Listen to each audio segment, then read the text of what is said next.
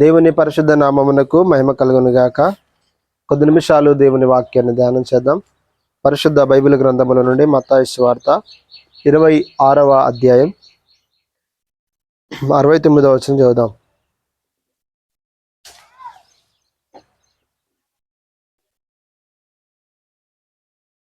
పేతురు వెలుపటి ముంగట కూర్చుండి ఉండగా ఒక చిన్నది అతని యొద్దకు వచ్చి, నీవును గలీలీయుడగు యేసుతో కూడా ఉంటివి కదా అనెను. చిన్న మాట ప్రార్థన చేద్దాం. మహాపరిశుద్ధుడమైన తండ్రి, ప్రేమగల దేవుడా, కొద్ది నిమిషాలని వాక్యమును ధ్యానిస్తూ ఉండగా మీరు మాతో మాట్లాడండి దేవా.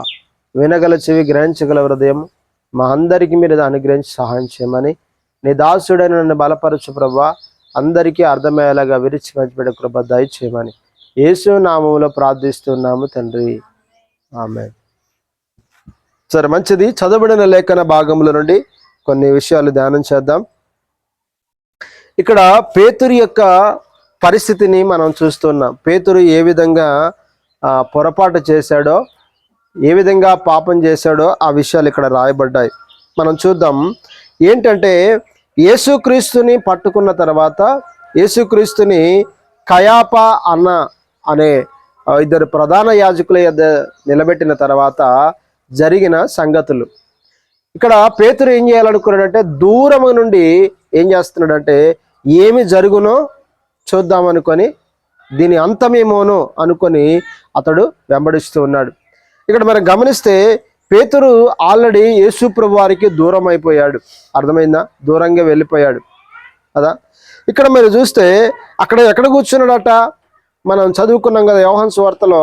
యోహాను ద్వారా ప్రధాన యాజకుని ఇంటిలోకి ఈ పేతురు వెళ్ళినట్టుగా మనం చూస్తున్నాం. ఎందుకంటే యోహానికి అతడు పరిచయస్తుడు కాబట్టి ఆయన రికమెండేషన్ ద్వారా ఈ పేతురు ఆ స్థలానికి వెళ్ళాడు. అక్కడ ఉన్న సైనికులు కానీ, అక్కడ ఉన్న ప్రధాన యాజకులు కానీ, వాళ్ళందరూ అక్కడ ఉన్న హడావుడి, యేసుప్రభుని ఏం చేద్దాం, ఎలా చంపుదాం, ఎలా నేరం మోపుదాం అని చెప్పేసి అనేక రకాల సాక్ష్యాలు వెతుకుతున్న ఆ సందర్భాన్ని, ఆ సన్నివేశాన్ని చూడాలని పేతురు ఆ ప్రదేశానికి వెళ్ళాడు. వెళ్ళిన తర్వాత అక్కడ జరిగిన కొన్ని సంఘటనలు ఈరోజు మనం నేర్చుకుందాం.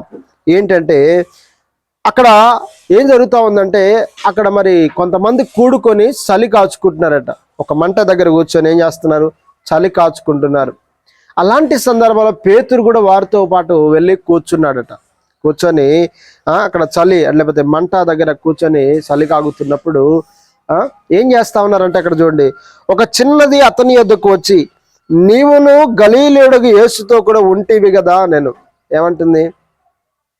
ఒక చిన్న సహోదరి, చిన్న పాప యేసు ప్రభు పేతురు దగ్గరకు వచ్చి అతను తేరి చూసి ఏమంటుందంటే, నీవు కూడా ఇదిగో ఆ గలీలీయుడగు యేసుతో కూడా ఉన్నవాడవు కదా అని. అంటే ఇక్కడ గమనించాలి, ఉన్నవాడవు కదా అని అడగగానే ఇప్పుడు ఏం చేయాలి? పేతురు ఎస్, నేను ఉన్నవాడనే అనాలి. అన్నాడా? అంటే కొన్నిసార్లు మనం ఎవరో కొన్నిసార్లు లోకాన్ని కూడా గుర్తిస్తూ ఉంటారట. మనం ఎవరో లోకం కూడా గుర్తిస్తుంది. అవును కదా, మీరు చర్చికి వెళ్తారు కదా, ఒక దగ్గర నేను చూశాను చర్చికి వెళ్ళినట్టు అంటే మీరేం చేయాలి అప్పుడు? ఎస్, నేను చర్చికి వెళ్తానంటారా? అవునా, నేను ఎప్పుడు వెళ్ళాను అంటారా? అంటే కొన్ని ప్రదేశాలలో దేవుడు మనల్ని పరీక్షిస్తుంటాడు. కొన్ని ప్రాంతాలలో ఇక్కడ నేను క్రిస్టియన్, లేకపోతే నేను క్రైస్తవుని, నేను చర్చికి వెళ్తానని చెప్పుకోవద్దు అనుకున్న పరిస్థితుల్లో ఆటోమేటిక్గా ఏం జరుగుతుంది తెలుసా? అదే పరీక్ష మనకి ఎదురవుతుంది కదా. ఇక్కడ మీరు గమనిస్తే నిజంగా నువ్వు అవును కదా అంటుంది ఆ చిన్నది. అయితే ఆమె నిజమే చెప్తుంది, నువ్వు కూడా అతనితో ఉన్నవాడు కదా అంటే ఆమె నిజమే. కొన్నిసార్లు లోకం మన గురించి నిజమే చెప్తారు, కానీ మనమే పొరపాటుగా ఆలోచిస్తూ ఉంటాం.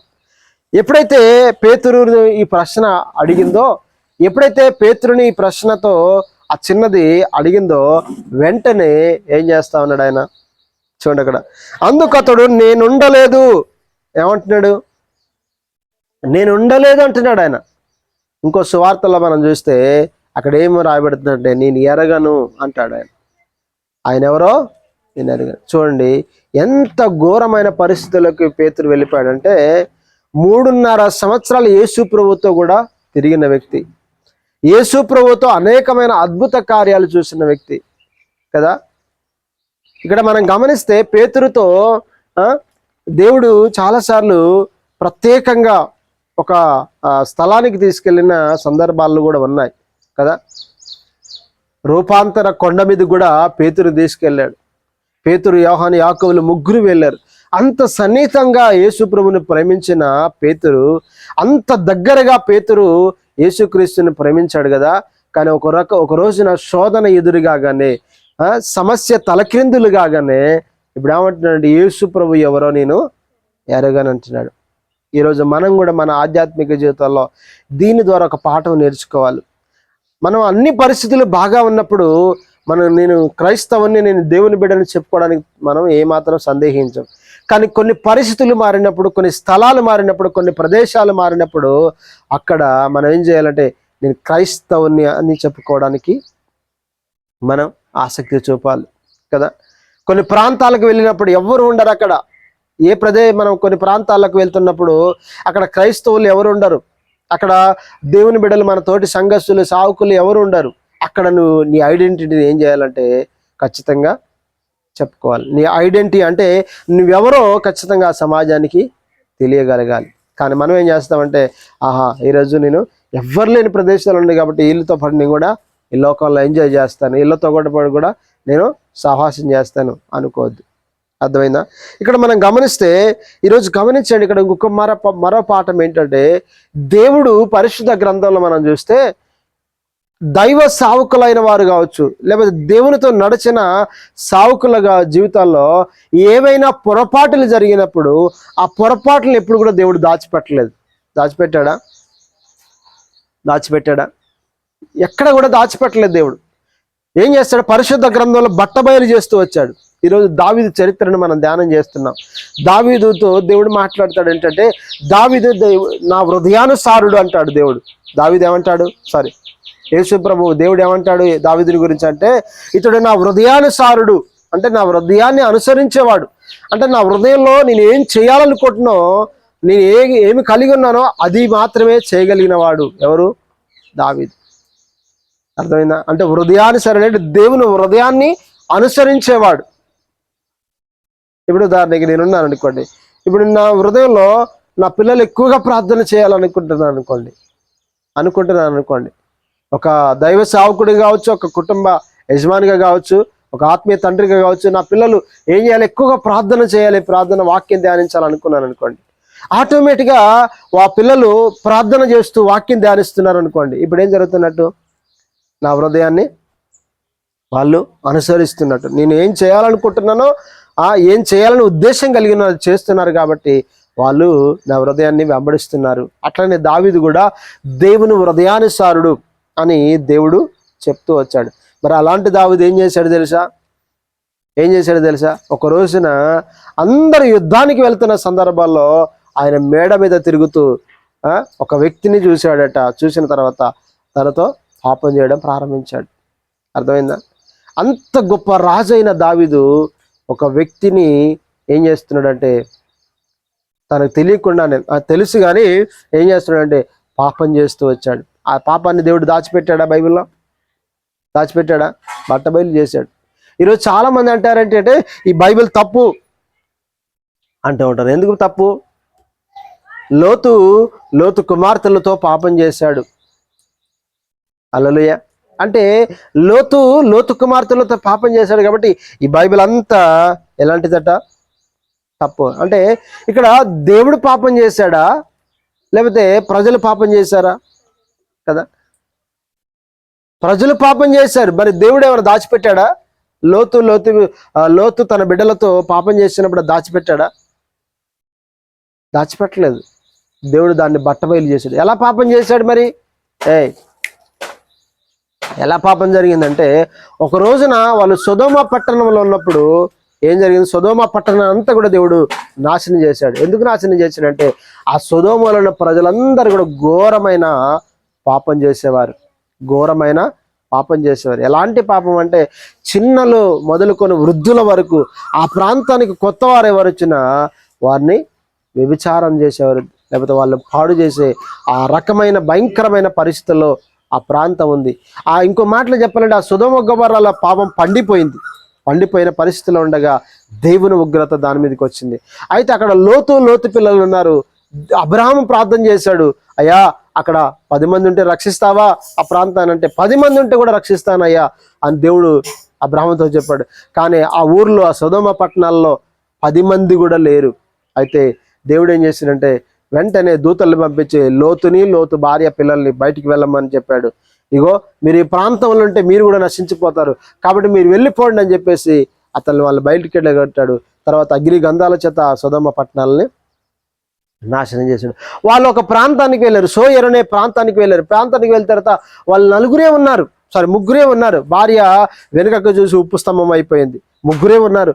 వాళ్ళు అనుకున్నారు, ఈ భూమి మీద ప్రజలు లేరు, ఈ భూమి మీద ఎవరు లేరు, ప్రజలు లేరు, ఎక్కడ కూడా మనుషుడు అనేవాడు లేడు అనుకొని ఏం చేశారంటే, ఇక పురుషులు లేరు మనల్ని చేసుకోవడానికి కదా, కాబట్టి ఇప్పుడు ఏం చేద్దామంటే మన తండ్రికి ద్రాక్షరసం బాగా తాగించేసి మత్తుడై ఉండగా అతనితో తప్పు చేద్దాం. చేసినప్పుడు మన పిల్లలు అంటాం, అప్పుడు ప్రజలు పెరుగుతారు, సమాజం పెరుగుతుంది, బ్రతుకుంటాం. మరి ఇప్పుడు పెళ్లి చేసుకోవడానికి ఎవరు లేరుగా అనుకున్నారు వాళ్ళు. కానీ అప్పటికే భూమి మీద అనేక మంది ప్రజలు ఉన్నారు.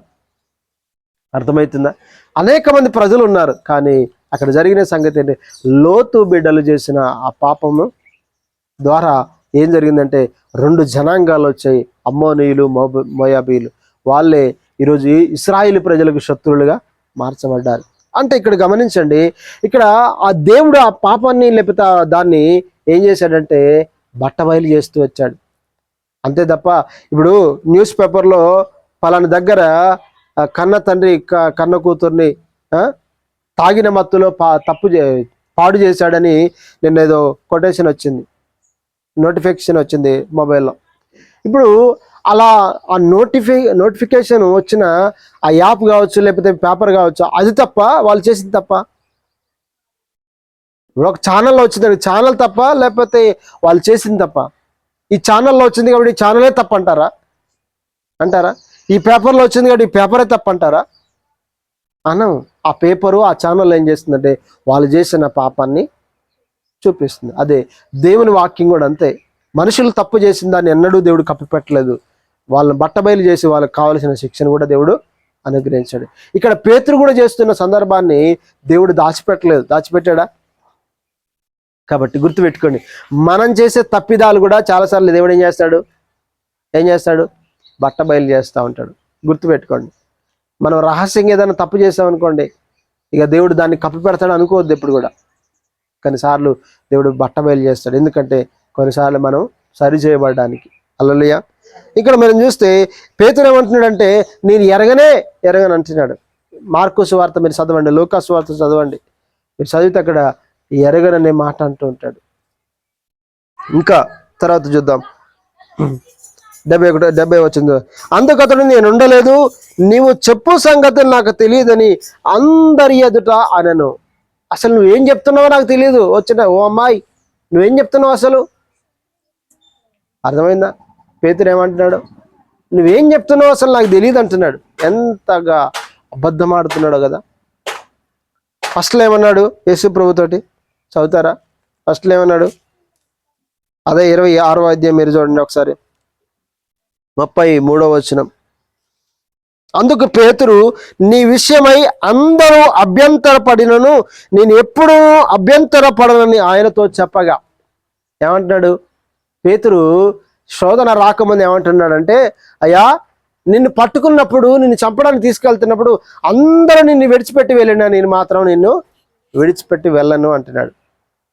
అర్థమైందా? అంత రోషంగా చెప్తున్నాడు, రోషంగా మాట్లాడుతున్నాడు కదా. ఈరోజు మనం కూడా అంతే. మంచిగా ఉన్నప్పుడు, పరిస్థితులను బాగా ఉన్నప్పుడు మనం ఎలా ఉంటామంటే, నేను ఏం చెయ్యను, నేనేం మాట్లాడను, నేను ఎలా ఎవరిని ఏ మాట అనను అంటా ఉంటాం. కానీ పరిస్థితులు తారుమారు అయినప్పుడు, శోధన కాలం శోధన కాలం వచ్చినప్పుడు ఏం జరుగుతుంది? అప్పుడు మన జీవితం ఏంటో బయటపడుతుంది కదా. అర్థమవుతుందా? ఇప్పుడు నేను క్రైస్తవులు మంచిగా ఉన్నాం అనుకోండి, ఏం జరుగుతుంది? మంచిగా ఉన్నప్పుడు ఆయన నన్ను ప్రేమిస్తాడు, నేను ఆయనను ప్రేమిస్తాను. కానీ క్రిస్టియానిటీకి నాకు మధ్య కొంచెం విరోధం వచ్చింది అనుకోండి, ఏం చేస్తాం? ఈ క్రిస్టియానిటీ మీద చాడీలు చెప్తూనే ఉంటా. క్రిస్టియానిటీ నా మీద, ఆ పాస్టర్ గారు మంచోడు కాదు, పైకి వాక్యం బాగానే చెప్తాడు కానీ లోపల మాత్రం ఏం చేస్తాడు? అందరిని తిడుతూ ఉంటాడు, బాగా చాలా అది ఉంటుంది ఇది ఉంటుంది అని చెప్తుంటాడు కదా. అంటే చూడండి, మంచిగా ఉన్నప్పుడేమో చాలా మంచోడు పాస్టర్ గారు అంటాం కదా, లేదా మంచోడు అబ్బాయి అంటాం. కానీ నా మాట ఇల్లేదనుకోండి, వాడు నా మాట వినట్రా, అసలు వానికి చాలా ఏముంది, కొవ్వు బాగుందిరా అంటా ఉంటాం. ఎప్పుడు? పరిస్థితులు మారినప్పుడు. అర్థమవుతుందా? ఈరోజు పేతురు కూడా సమస్య రాకముందు దేవునితో ఏమంటున్నాడు? యేసు ప్రభుతో ఏమంటున్నాడు? అందరినీ విడిచిపెట్టాను, నేను మాత్రం విడువని అంటున్నాడు. అర్థమవుతుందా? ఇంకేమన్నాడు? 36వ వచనంలో 5వ వచనంలో చూడండి. పేతురు ఆయనను చూచి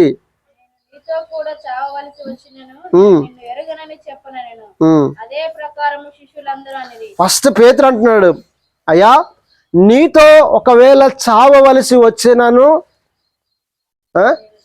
నేను చావడానికి కూడా సిద్ధం, కానీ నిన్ను మాత్రం నేను ఏం చేయను, విడిచిపెట్టను అంటున్నాడు. హల్లెలూయా. అర్థమవుతుందా? అందరూ ఆయనతో పాటు అవును మేము కూడా అంటారు, మేము కూడా అని చెప్పేసి శిష్యులు అందరు అన్నారు.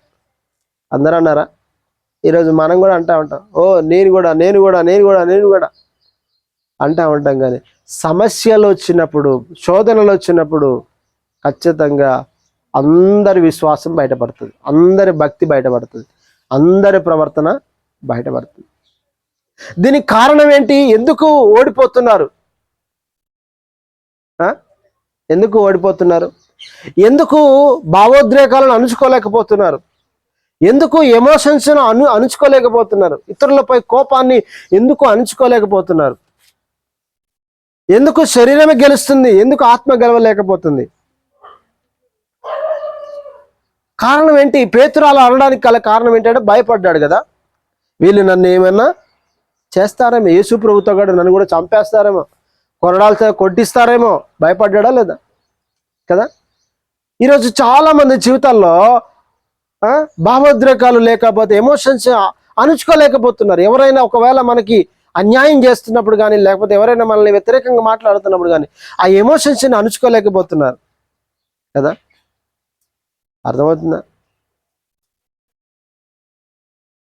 కాబట్టి ఒక్కటే గుర్తుపెట్టుకోండి పరిదేని బిడ్డలారా, పేతురు శోధన రాకముందు బలంగా మాట్లాడాడు, నేను ఉంటాను, నేనేం చేయను, అసలు ఎవరిని విడిచిపెట్టినా నేను విడిచిపెట్టిన అన్నాడు. ఇప్పుడు ఒక చిన్నది వచ్చేసి ఏం చేస్తుంది? చిన్న అమ్మాయి వచ్చేసి పేతురు నువ్వు కూడా ఆయనతో ఉన్నావు కదా అనగానే వెంటనే భయపడిపోయి, అసలు నేను ఉండలేదు, నువ్వేం మాట్లాడుతున్నావు అని చెప్పేసి కంగారులో ఇక ఏం చేస్తున్నాడు? ఆయన కంగారు పడుతున్నాడు. ఈరోజు గుర్తుపెట్టుకోండి ప్రియదేని బిడ్డారా, సమస్యలు శోధనలో వస్తే ఎలా వస్తాయి తెలుసా? పెద్ద శోధనలు రావు ఒకేసారి, చిన్న వాటితోనే స్టార్ట్ అవుతాయి. అర్థమైందా? చిన్నవే, అవి దేనికి పనికిరావు, దేనికి లెక్కలేవు అసలు.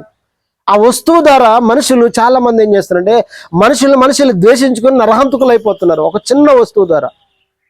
ఈరోజు సమాజానికి ప్రజలకు అర్థం కావట్లేదు, అరే ఈ వస్తువు పోతే మళ్ళీ కొనుక్కోవచ్చు కదా, దీని ద్వారా ఇతరులను నేను దేశించి నేను నరహంతకునికి ఎందుకు మారాలి, దేవునికి ద్రోహి ఎందుకు మారాలి, నరకానికి ఎందుకు పోవాలి అనుకోవట్లేదు ఈరోజు. అనుకుంటున్నారా? ఒక చిన్న పాప వచ్చి ఆయన్ని ఏం చేస్తుంది? నువ్వు ఆయనతో ఉన్నావు కదా అంటప్పుడు ఏమనాలి? పేతురు నేను ఉన్నాను అని చెప్పాలి. ఏదైతే ఏమైనా కానీ చెప్పాడు కదా, నేను నీకుతో కూడా చేస్తానన్నాడు కదా, మరి చేస్తానన్న అంత వాగ్దానం చేసినవాడు నిలబెట్టుకోవాలి కదా. అంటే తనపైన తనకి నమ్మకం పెట్టుకున్నాడు.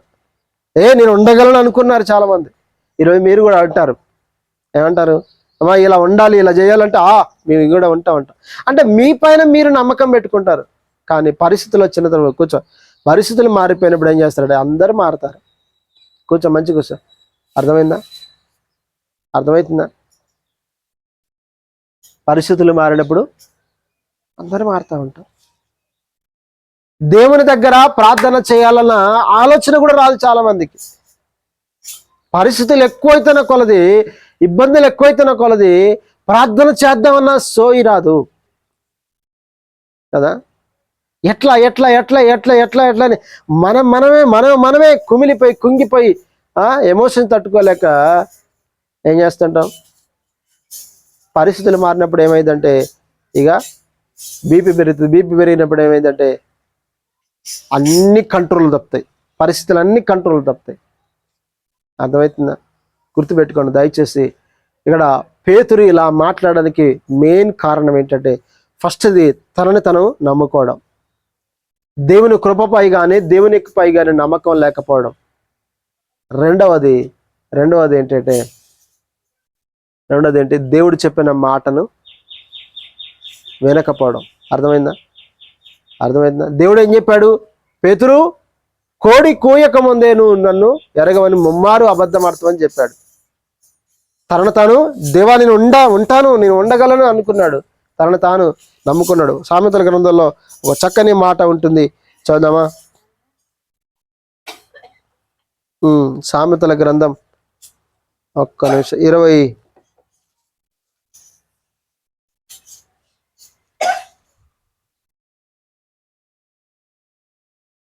28వ అధ్యాయం 26వ వచనం.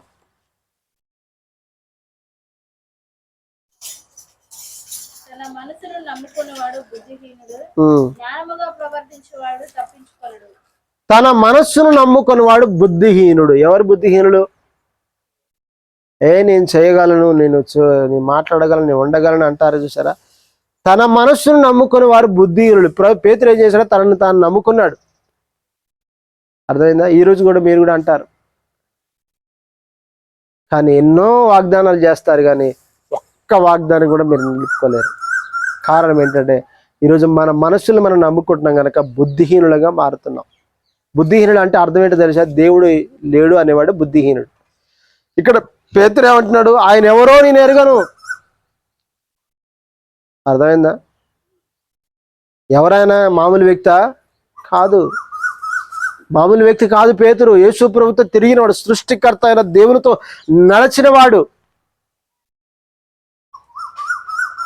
పగలు రాత్రి అనక సముద్ర ప్రయాణాలు, ఇంకో మాట చెప్పాలంటే నీళ్ళ మీద నడిచినవాడు పేతురు. ఎక్కడ నడిచాడు? నీళ్ళ మీద నడిచాడు. ఈ ప్రపంచంలో నీళ్ళ మీద నడిచిన వాడు ఎవరైనా ఉన్నారా? దేవుడు ఒక్కడే. ఆ దేవుని తర్వాత నీళ్ళ మీద నడిచిన వారు ఎవరంటే పేతురు. అంత గొప్ప పేతురు ఇప్పుడు ఏమంటున్నాడు తెలుసా? ప్రాణం మీదకి వస్తారకే యేసు ఎవరో నేను ఎరగను. ఈరోజు మన మాటల చేత, మన పనుల చేత ఈరోజు దేవుణ్ణి ఎరగనట్టుగానే ఉన్నాం. ఉన్నారా? ఈరోజు మనం కూర్చున్న ప్లేసులలో, మనం నిల్చున్న స్థలాలలో ఒకవేళ దేవుడు ఉంటే ఈ పరిస్థితులు ఏం చేస్తాడని ఇప్పుడు ఆలోచించారా? అర్థమైందా? ఇప్పుడు ఈ ప్రదేశంలో నేను ఉన్నాననుకోండి, ఒకవేళ ఈ పరిస్థితుల్లో నేను ఉంటే, నా పరిస్థితుల్లో దేవుడు ఉంటే ఏం చేస్తాడని ఎప్పుడైనా ఆలోచించారా? నో, మనకి ఎవరు ఆలోచన అవసరం లేదు. పటా మనం 4 మాటలు అన్నామా, లేకపోతే మన 4 వ్యక్తులను బాధ పెట్టామా, అదే చాలు మనకి. అంతేగాని ఈ ప్లేసులో దేవుడు కనుక ఉంటే కనుక ఏం చేస్తాడు అని ఎవరైనా ఆలోచిస్తున్నారా? ఆలోచించట్లే ఎవరు. ప్రార్థనే లోకమే. దయచేసి మరలా చెప్తున్నాను, ఇక్కడికి వచ్చే సంఘ బిడ్డలైన మనం అందరం కూడా గుర్తుపెట్టుకోవాలి, ఇక్కడ సంఘానికి ఒక క్రమం ఉంటుంది, ఈ సంఘానికి ఒక డిసిప్లిన్ ఉంటుంది. అర్థమైందా? ఇది మనం వెళ్ళే కూరగాయల సంత కూడా కాదు. కాబట్టి ఈ డిసిప్లిన్స్, ఈ క్రమాన్ని పాటించగలిగితేనే ఈ మందిరానికి ఏం చేయాలి? రావాలి. కానీ ఈ క్రమాన్ని తప్పి, ఈ డిసిప్లిన్స్ తప్పి మీరు ప్రవర్తించారనుకోండి, ఫస్ట్ మీకేం కాదు, కానీ మీరు వెళ్తున్న చర్చికి లేకపోతే మీరు నమ్ముకున్న దేవునికి అవమానం వస్తుంది. అర్థమైందా? ఎవరికి వస్తుంది? మనం చేసే పొరపాట్ల వల్ల ఫస్ట్ దేవునికి, రెండవది మీరు వెళ్తున్న చర్చికి అవమానం వస్తుంది. కాబట్టి ఈ డిసిప్లిన్స్, ఈ క్రమాన్ని ఒకవేళ మీరు మీరితే కనుక, మీరాలనుకుని మీ ఇష్టం వచ్చినట్టు ప్రవర్తించారనుకోండి, దయచేసి మరలా చెప్తున్నాను, మందిరానికి రాకపోవడమే బెస్ట్. అర్థమవుతుందా? కాబట్టి గుర్తుపెట్టుకోండి. ఎందుకు ఈ మాట చెప్తున్నానంటే, ఫెయిల్ అయిపోవడానికి గల కారణం ఏంటంటే ప్రార్థన చేయకపోవడం. శోధనలో ప్రవేశించకుండా దేవుడు ఏం చేయమన్నాడు? ప్రార్థన చేయడం అని చెప్పాడు. యేసు ప్రభువు ప్రార్థన చేస్తుంటే వీళ్ళు ఏం చేస్తున్నారు? మంచిగా నిద్రపోతున్నారు. అవునా? దయచేసి గుర్తుపెట్టుకోండి. ఈరోజు శోధన ఎప్పుడు ఈ టైం వస్తుందని దేవుని తెలుసు, యేసు ప్రభువు తెలుసు. ఒక రోజున పేతురుని ప్రశ్నించే సమయం వస్తుంది అని దేవుని తెలుసు. కాబట్టి మీరు శోధనలో ప్రవేశించకుండా ఏం చేయమని దేవుడు ప్రార్థన చేయమంటే వీళ్ళు ప్రార్థన చేయరా? అమ్మా, ఈరోజు మీరు కూడా శోధనలో ప్రవేశించే పరిస్థితులు వస్తాయి. దయచేసి ప్రార్థన చేయకపోతే మీరు గెలవలేరు. ప్రార్థన అనేది లేకపోతే మీరు ఎమోషన్స్ని కంట్రోల్ చేసుకోలేరు. మీ భావోద్రేకాలను మీలో అణుచుకోలేరు. ఎప్పుడు ప్రార్థన లేకపోవడం. అర్థమవుతుందా? ఏముండాలి మన జీవితంలో? ప్రార్థన. ఏ పరిస్థితి అయినా కావచ్చు, ప్రార్థన చేయండి. కంగారు పడకండి, లేకపోతే ఇతరులపై అరవకండి, లేకపోతే మనం అది చేయాలి, ఇది చేయాలి, అక్కడ కట్టాలి, ఇక్కడ కట్టాలి, కంగారు పడద్దు. ఏది జరిగితే అది జరుగుతుంది. ప్రార్థన చేయండి. ఈరోజు ప్రార్థన తప్ప అన్నీ చేస్తాం. ఇక మనుషుల్ని కంగారు పెట్టిస్తాం, ఇతరులని తిట్టేస్తుంటాం, ఇతరులని బాధ పెట్టేస్తుంటాం, చెడు పనులు చేసేస్తుంటాం, అన్నీ చేస్తుంటాం. కానీ ప్రార్థన మాత్రం చేయం కదా. మోకరించి ప్రభువా ఈ పరిస్థితి నా ముందుంది, నేనేం చేయాలని ఒక చిన్న మాట ప్రార్థన చేయండి. మీరు ఆ శోధన నుండి, ఆ బాధ నుండి తప్పించబడతారు. కానీ మనకు అన్నీ చేస్తాం, కానీ ప్రార్థన మాత్రం చేయం.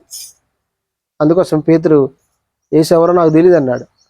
అంటే ఈరోజు మనం చేసే పనుల వల్ల యేసు ప్రభువు ఎవరో నాకు తెలియదు అంటున్నాం. ఈరోజు నేను ఇంకో మాటలు చెప్పాలంటే అసలు నేను క్రైస్తవునే కాదు, నేను దేవుని మందిరానికి పోవట్లేదు అన్నట్టుగా ప్రవర్తిస్తున్నాం. అవునా కదా? ఇప్పుడు మన మాట ఒకళ్ళు వింటున్నప్పుడు అరే వీళ్ళు చర్చికి వెళ్ళేవారు అనుకోవాలి. రెండోది, వీళ్ళు ఇలా మాట్లాడతారు, చర్చికి పోయేటాలో వీళ్ళు అసలు ఇలా తిట్టుకుంటారేంటి చెప్పేసి ఒకవేళ అలా అనుకోండి. అంటే అర్థం ఏంటి? ఇండైరెక్ట్గా అసలు యేసు ఎవరో మాకు తెలియదు అన్నట్టుగానే మనం జీవిస్తున్నాం. పేతురు కూడా అంతే. ఇంకేమంటున్నాడు తర్వాత? మీరు 71 వచనం చదువుదాం. అతడు నడవలోనికి వెళ్ళిన తర్వాత, మరలా కొద్ది దూరం వెళ్ళిన తర్వాత చూడు ఏం చేశాడు ఆయన? మరొక చిన్నది అతను చూసి, వీడును నజరేయుడగు యేసుతో ఉండేదని అక్కడి వారితో చెప్పగా అతడు ఒట్టు పెట్టుకొని నేను ఉండలేదు అంటున్నాడు. హల్లెలూయా. కొంచెం దూరం వెళ్ళాడు. గంట తర్వాత మళ్ళీ ఒక చిన్నది వచ్చిందట. వచ్చి వాళ్ళతో అంటున్నాడు, వీడు యేసుతో ఉన్నవాడు, నజరేయుడు యేసుతో ఉన్నవాడు. ఎంత గొప్ప భాగ్యం అండి! యేసుతో ఉన్న వారం అని చెప్పుకుంటే ఎంత గొప్ప భాగ్యం కదా. శాస్త్రులు పరిచయాలట. తర్వాత మీరు పేతురు జీవితాన్ని చదివితే ఎలా ఉంటుందో తెలుసా? యేసు ప్రభు కొరకు చనిపోవడానికి సిద్ధపడతాడు. అయితే అసలు ఇంత ధైర్యం ఎక్కడి నుంచి వచ్చింది? వీళ్ళని ఎంత కొట్టినా, ఎంత దూషించినా వీళ్ళు నవ్వుకుంటూ వెళ్తున్నారు అని చెప్పేసి అక్కడున్న పెద్దలు, సమాజపు వారు ఆలోచిస్తున్నారట. అసలు ఏంది వీళ్ళ ధైర్యం ఏంటంటే వీళ్ళు యేసుతో కూడా ఉన్నవారు. హల్లెలూయా. ఈరోజు మనం కూడా ఎవ్వరు ఎన్ని తిట్టినా భరిస్తున్నాం అనుకోండి, కొత్తవాడు చూసి అసలు వీళ్ళేంటి ఇంత భరిస్తున్నారు అని అనుకోండి, వీళ్ళు యేసుతో కూడా ఉన్నవారు, వీళ్ళు దేవుని బిడ్డలు అని లోకము సాక్ష్యం ఇచ్చేటట్టుగా మన జీవితాలు ఉండగలిగాయి. చిన్నది వచ్చి అంటుంది, నువ్వు యేసుతో ఉన్నవాడు నిజం చెప్తుంది. కానీ ఈరోజు మనం ఏం చేస్తున్నాం? ఇప్పుడు ఒకళ్ళని మన దగ్గరికి వెళ్ళామా, నువ్వు క్రైస్తవురాలుగా ఇలా మాట్లాడొచ్చు అన్నాం అనుకోండి, ఏమంటారు ఏమంటారు తెలుసా? హల్లెలూయా. ఏమంటారు అప్పుడు? కొన్నిసార్లు అనుబుద్ధి అవుతుంది. కొన్నిసార్లు పరిస్థితులు వచ్చినప్పుడు నువ్వు దేవుని బిడ్డవు కదా, ఇలా చేయకూడదు కదా అనిపిస్తుంది. కానీ మన మాట కూడా వినరో అనిపిస్తూ ఉంటుంది. కాబట్టి గుర్తుపెట్టుకోండి, ఆ చిన్నది వచ్చి నువ్వు యేసుతో ఉన్నవాడవు కదా అంటే ఆయన ఏమంటున్నాడు? ఒట్టు నేను ఉండలేదు అంటున్నాడు. ప్రమాణం కూడా చేస్తున్నాడు. ఈరోజు మనం కూడా ఏం చేస్తామంటే చాలా అబద్ధ ప్రమాణాలు చేస్తాం. అసలు నేను అనలేదు, నా తల్లి తోడు, నా తోడు, నా బిడ్డల తోడు, ఆ తోడు, ఈ తోడు వేస్తుంటాం. అసలు తోడు ఎందుకు వేయాల్సిన అవసరం ఏంటి? అంటే తోడేస్తే అబద్ధం కూడా నిజమైపోద్దా? అంటే అబద్ధాన్ని కూడా నిజం చేయడానికి కొన్నిసార్లు తోడేస్తుంటాం. ప్రమాణం చేసింది కాబట్టి మాట్లాడలేదు అనుకుంటాం. కానీ ఆ ప్రమాదమే మనల్ని నష్టం చేస్తున్న సంగతి వాళ్ళకు తెలియదు. అర్థమవుతుందా? దయచేసి తోడులు వేయకండి. అబద్ధాలు మాట్లాడి అనేసి కూడా నేను మాట్లాడిన తోడులు వేయకండి. ఆ తోడు ద్వారా మనకు ప్రమాదాలు జరుగుతాయి.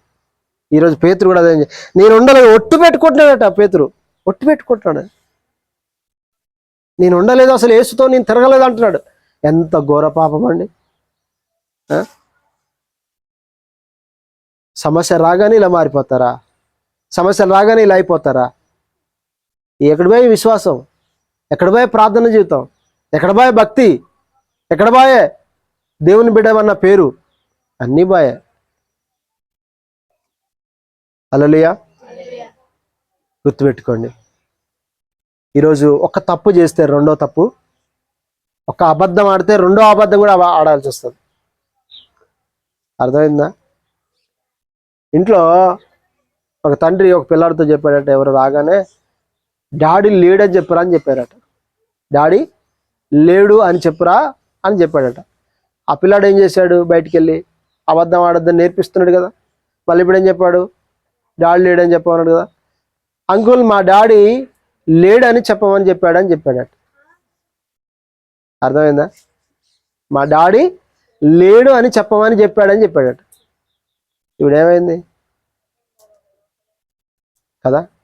ఈరోజు చిన్న అబద్ధం మనం ఆడాల్సి వస్తే ఖచ్చితంగా రెండో అబద్ధం కూడా ఆడతాం. ఒక ఆమె అన్నదట, చర్చికి ఎందుకు రాలేదమ్మా అంటే, ఈరోజు చెప్పాలరా పాస్టర్ గారికి ఏం చెప్పాలట?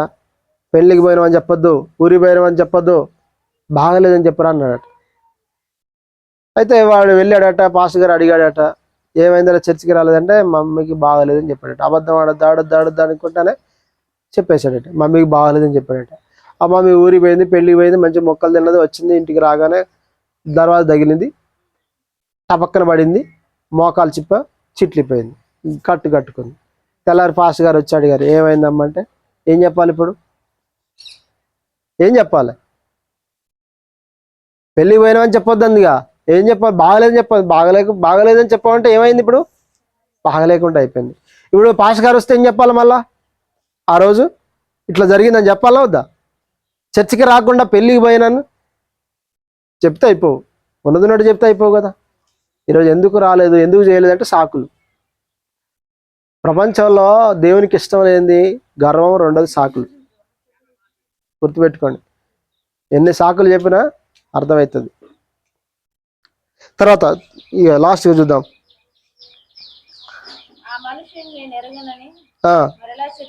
ఆ మనిషిని నేను ఎరగని మరలా చెప్పాడట.